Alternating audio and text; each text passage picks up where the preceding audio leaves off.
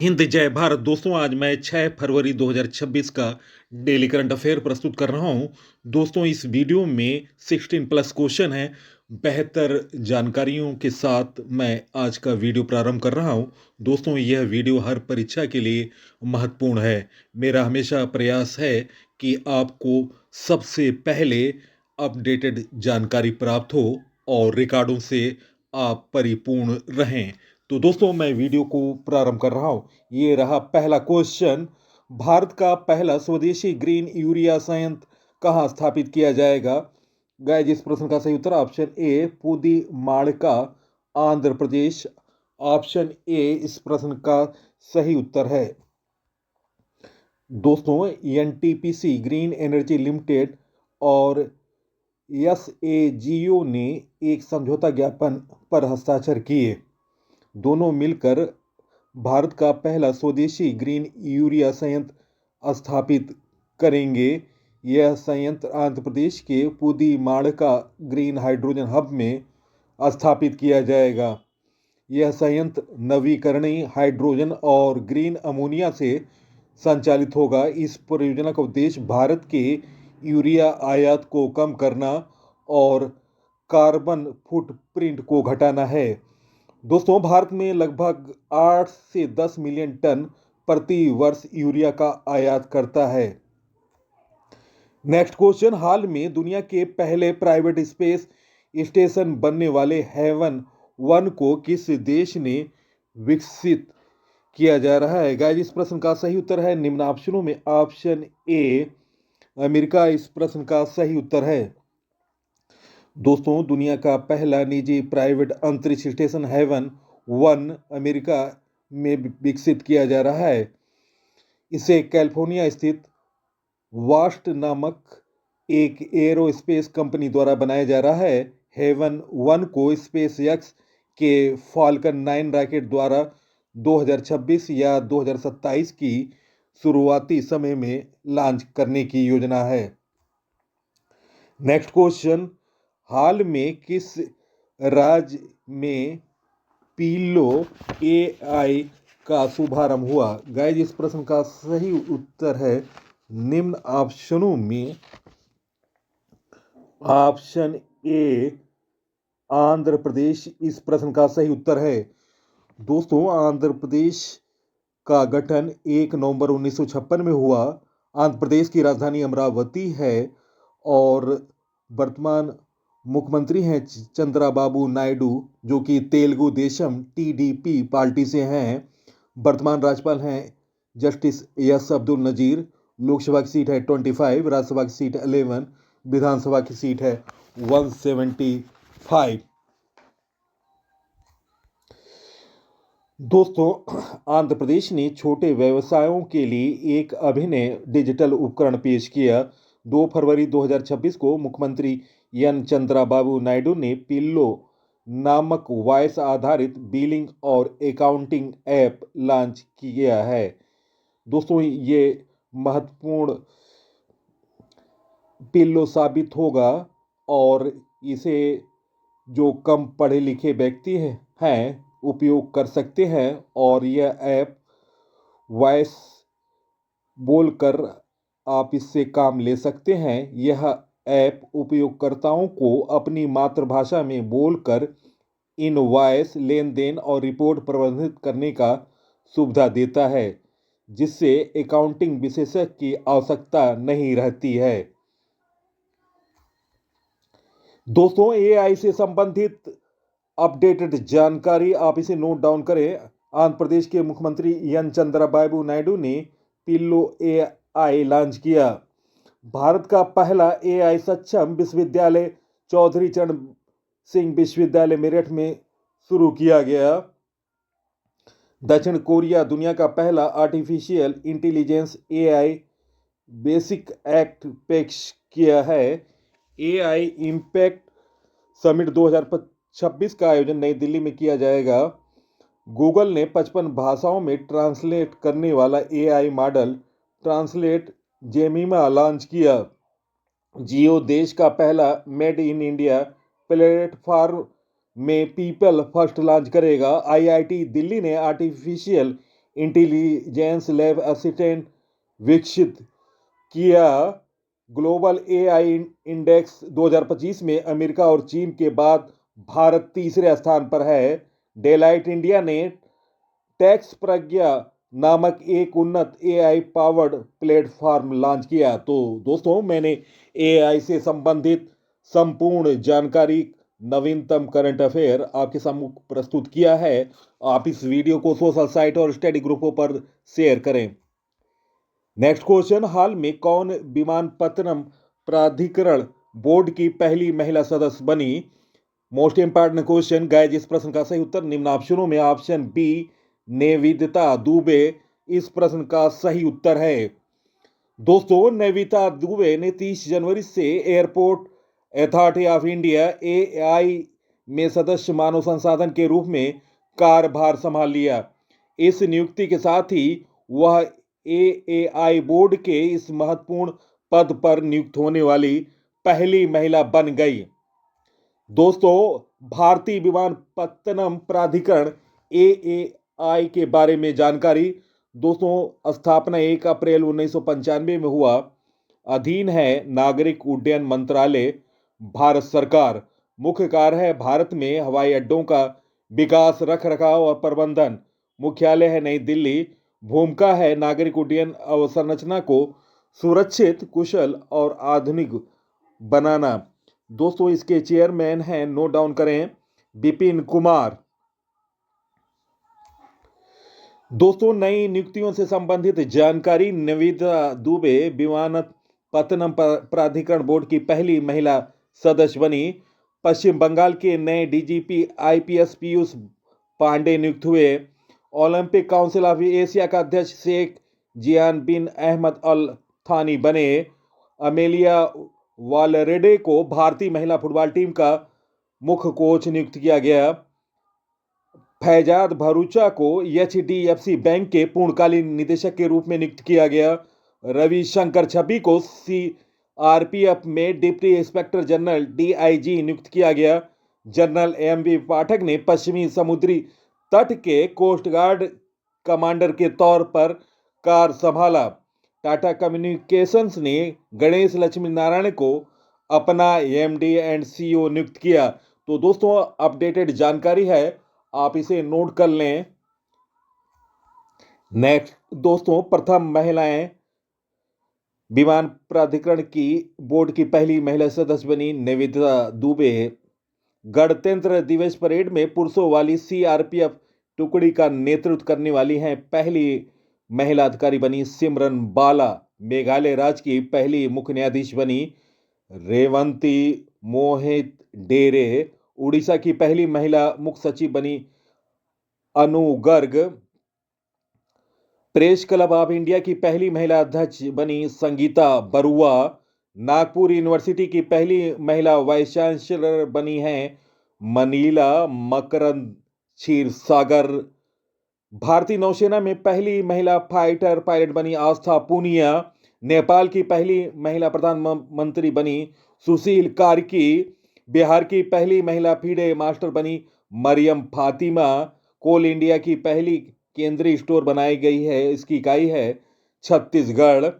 संयुक्त राष्ट्र पर्यटन की पहली महिला प्रमुख शेख नासिर अल नोवस। तो दोस्तों, मैंने महत्वपूर्ण जानकारी दी है प्रथम महिलाओं के बारे में, इसे नोट डाउन कर ले। नेक्स्ट क्वेश्चन, हाल में अमेरिका ने भारत पर टैरिफ 50% से घटाकर कितना कर दिया गया? इस प्रश्न का सही उत्तर ऑप्शन ए 18%। ऑप्शन ए इस प्रश्न का सही उत्तर है। भारत अमेरिका व्यापार समझौता एक प्रमुख आर्थिक समझौता है जिसका उद्देश्य दोनों देशों के बीच द्विपक्षीय व्यापार बाधाओं को दूर करना है। इसके तहत भारतीय वस्तुओं पर अमेरिकी शुल्क 50% से घटाकर 18% कर दिया गया। इस समझौते से भारतीय निर्यातकों को लाभ होने, द्विपक्षीय संबंधों में मजबूती आने, कृषि, ऊर्जा एवं विनिर्माण क्षेत्र में सहयोग बढ़ाने की उम्मीद है। यह समझौता ऊर्जा, विमानन, डेटा सेंटर और परमाणु ऊर्जा जैसे क्षेत्र में सहयोग को बढ़ावा देगा। नेक्स्ट क्वेश्चन, हाल में किस कंपनी को मिनी रत्न श्रेणी वन का दर्जा प्रदान किया गया? मोस्ट इंपॉर्टेंट क्वेश्चन गाइस, इस प्रश्न का सही उत्तर निम्न ऑप्शनों में option B Yantra India Limited YIL। Option B इस प्रश्न का सही उत्तर है।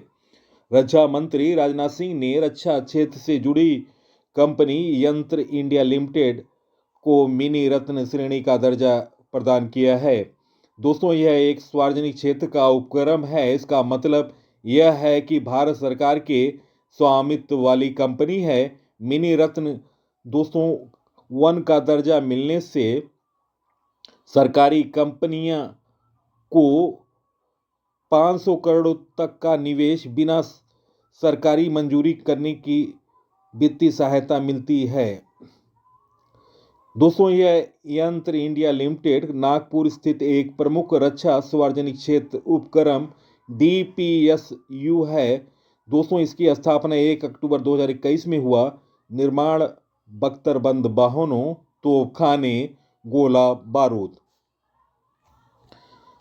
दोस्तों, हाल में मिनी रत्न श्रेणी वन का दर्जा प्राप्त कंपनियों के बारे में जानकारी। दोस्तों, ये है MIL, AVNL, IOL और grid India, central electronic limited, CEL, Hindustan shipyard limited. Next question, wings India 2026 का आयोजन कहां किया गया? गाइस, इस प्रश्न का सही उत्तर ऑप्शन सी हैदराबाद इस प्रश्न का सही उत्तर है। दोस्तों, एशिया का सबसे बड़ा नागरिक उड्डयन कार्यक्रम विंग्स इंडिया 2026 का आयोजन हैदराबाद के बेगमपेट हवाई अड्डे पर किया गया। यह कार्यक्रम 28 से 31 जनवरी 2026 तक आयोजित किया गया। थीम था भारतीय विमानन भविष्य का मार्ग प्रशस्त करना। इसमें 20 से अधिक देशों के प्रतिनिधिमंडल, 150 से अधिक प्रदर्शक और मुख्य एयरलाइंस ने हिस्सा लिया। इसमें विमान प्रदर्शन, aromatic show, global CEO forum और B2B B2G बैठकें आयोजित की गईं। दोस्तों, प्रमुख सम्मेलन 2026 अपडेट जनवरी फरवरी। एशिया का सबसे बड़ा नागरिक उड्डयन कार्यक्रम विंग्स इंडिया का आयोजन हैदराबाद के बेगमपट हवाई अड्डे पर किया गया। अरब लीग के विदेश मंत्रियों की बैठक 31 जनवरी 2026 को नई दिल्ली में होगा। विश्व आर्थिक मंच का सम्मेलन दावोस स्विट्जरलैंड में हुआ। विश्व सरकार शिखर सम्मेलन दुबई EU में हुआ। विश्व प्रौद्योगिकी शिखर सम्मेलन नई दिल्ली भारत में हुआ।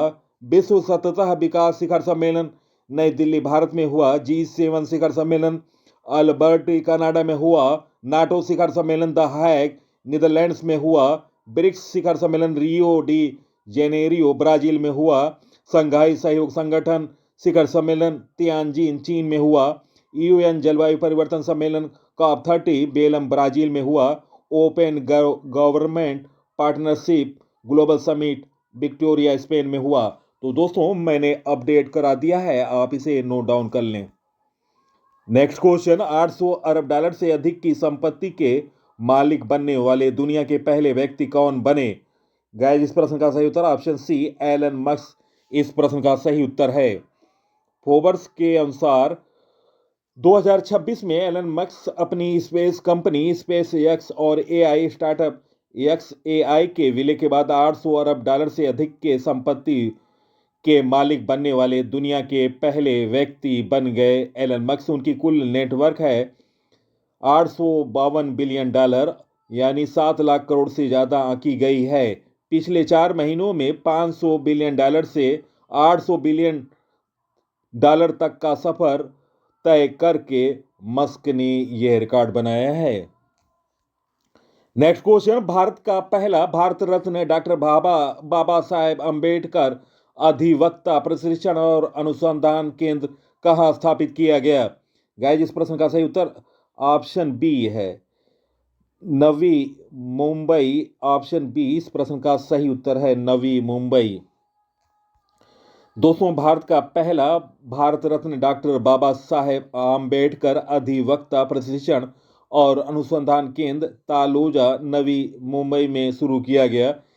इसे महाराष्ट्र और गोवा बार काउंसिल ने स्थापित किया। इसका उद्देश्य कानून, शिक्षा और कोर्ट प्रैक्टिस के बीच की दूरी को कम कर वकालत पेशे को मजबूत बनाना। नेक्स्ट क्वेश्चन, केंद्रीय बजट 2026-27 में ग्रामीण महिला उद्यमियों के उत्पादों को बढ़ावा देने के लिए किस नई पहल की घोषणा की गई?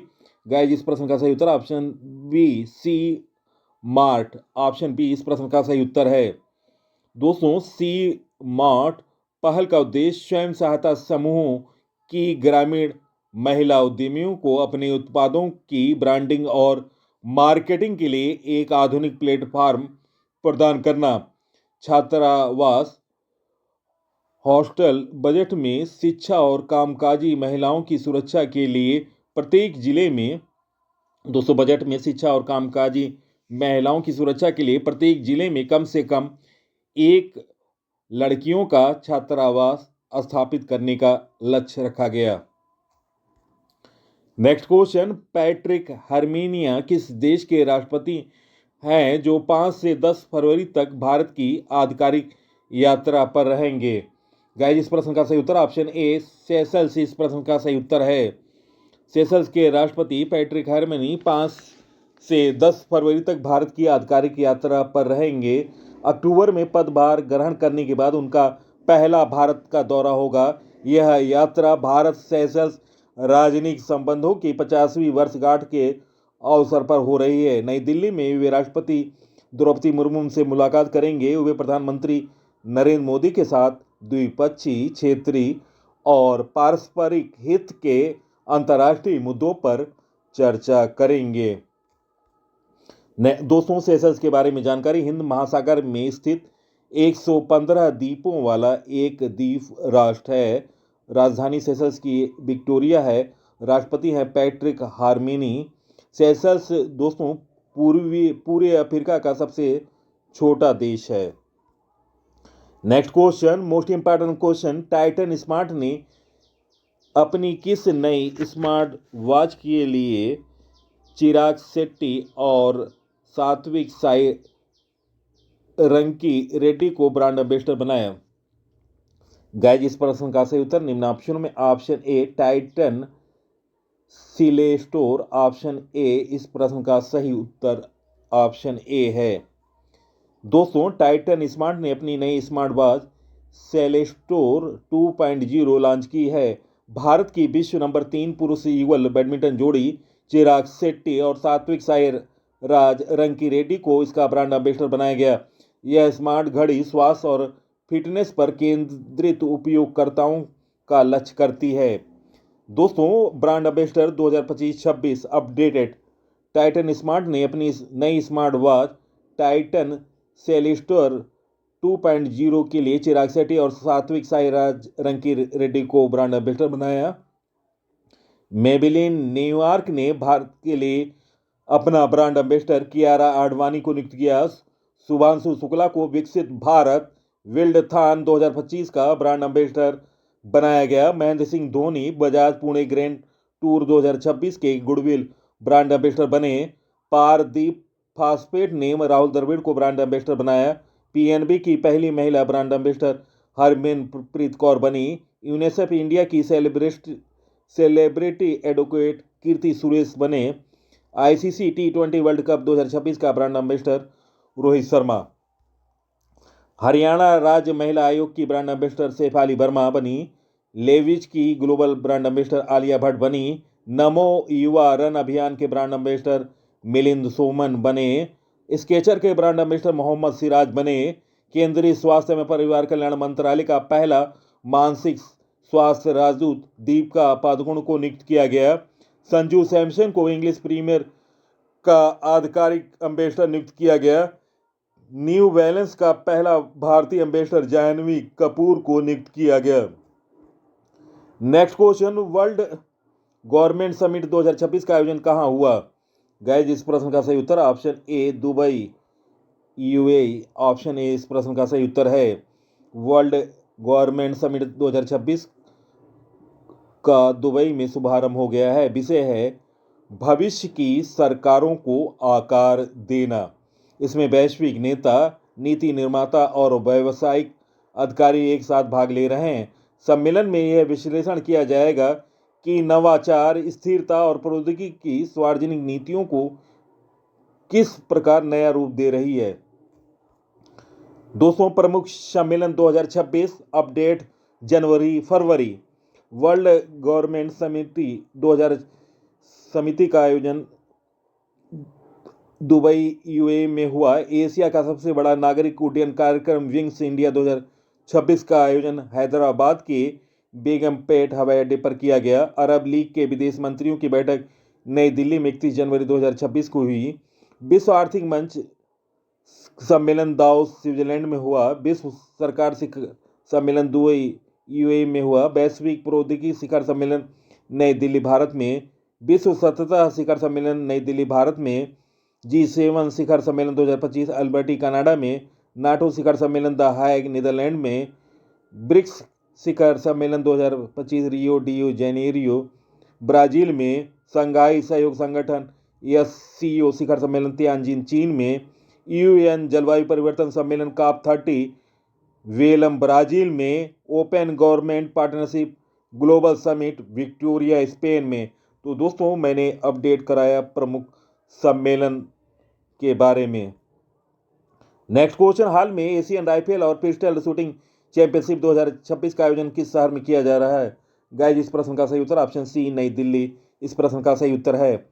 नेक्स्ट क्वेश्चन, हाल में भारत और पाकिस्तान के बीच संयुक्त सैन्य अभ्यास खंजर, दोस्तों इसे करेक्शन करें, किर्गिस्तान है। किर्गिस्तान के बीच संयुक्त सैन्य अभ्यास खंजर का 13वां संस्करण कहाँ आयोजित किया जाएगा? गाइस, इस प्रश्न का सही उत्तर ऑप्शन बी असम इस प्रश्न का सही उत्तर है। दोस्तों, भारत और किर्गिस्तान के बीच संयुक्त सैन्य अभ्यास खंजर का 13वां संस्करण 4 से 17 फरवरी 2026 तक असम के मिसामारी में आयोजित किया जाने वाला है। इस सैन्य अभ्यास का उद्देश्य संयुक्त राष्ट्र के जनादेश के तहत शहरी युद्ध और आतंकवाद विरोधी परिदृश्य में संयुक्त अभियानों पर ध्यान केंद्रित करते हुए दोनों देशों के विशेष बलों के बीच को समन्वय बढ़ाना। नेक्स्ट क्वेश्चन, संयुक्त अरब अमीरात के केंद्रीय बैंक द्वारा स्टेबलकॉइन अनुमोदित देश की पहले अमेरिकी डॉलर समर्थित स्टेबल कॉइन का नाम क्या है? गाइस, इस प्रश्न का सही उत्तर निम्न ऑप्शनों में option A USDC option A इस प्रश्न का सही उत्तर है। दोस्तों, संयुक्त अरब अमीरात के केंद्रीय बैंक द्वारा अनुमोदित देश का पहला अमेरिकी डॉलर समर्थित स्टेबल कॉइन USDU है। इसी यूनिवर्सल डिजिटल द्वारा जारी और प्रबंधित किया जाता है, जो Abu Dhabi global market ADGM द्वारा विनियमित कंपनी है।